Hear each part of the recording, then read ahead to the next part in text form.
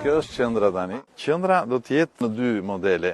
Poshtë administrata, kuptohet, dhe nga ana tjetër është magazina dhe salla e trajnimit siç është në Tiranë. Lart janë drejtori, mjeku dhe kryenfermieri dhe gjithë pjesa djathtas është njësia e koordinimit.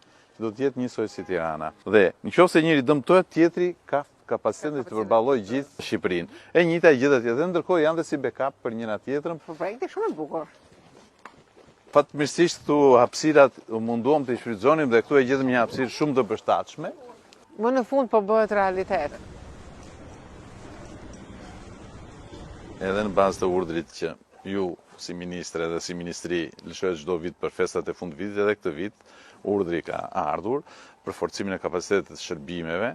Dhe dihet ato 31-2 janë 3 ditët e impenjimit tonë më të madh dhe shqetësimi në lidhje me traumat që mund të ndodhin, qoftë nga aksidentet, qoftë nga përdorimi i alkoolit, apo qoftë nga përdorimi sidomos i mjeteve piroteknike, fishek, zjarret e lloje të ndryshme. Për forcimin e kapacitetit do thotë shtim të ekipeve natën e ndërimit të viteve, shtim të medikamenteve, shtim të materialeve dhe është edhe një listë me personelin e gatishmërisë përsa i përket nëse do të jetë nevojshme. Dhe sigurisht kjo është për të gjitha spitalet, në veçanti në Tiranë është dhe spitali i traumës që aktivizohet më shumë nga kjo, plus në 31 zakonisht ne kemi pothuajse në çdo shesh të çdo qyteti festën e vitit të ri, ku aktivizojmë një ekip shtesë veç shërbimit që asiston vetëm festat, sigurisht për të parë dhe në shesh, kështu që gatishmëria këtë vit është përsëri në bazë të masave të propozuara.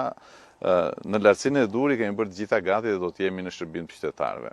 Unë ju falenderoj gjithë stafin këtu ku jemi, por dhe stafin në Tiranë, sepse shërbimi është mbar kombëtar, për gatishmërinë që keni, për profesionalizmin, për pasionin që tregoni, dhe gatishmëria juaj është një siguri për qetësinë, për mbajvajtjen e festave dhe për gjithë sistemin shëndetësor.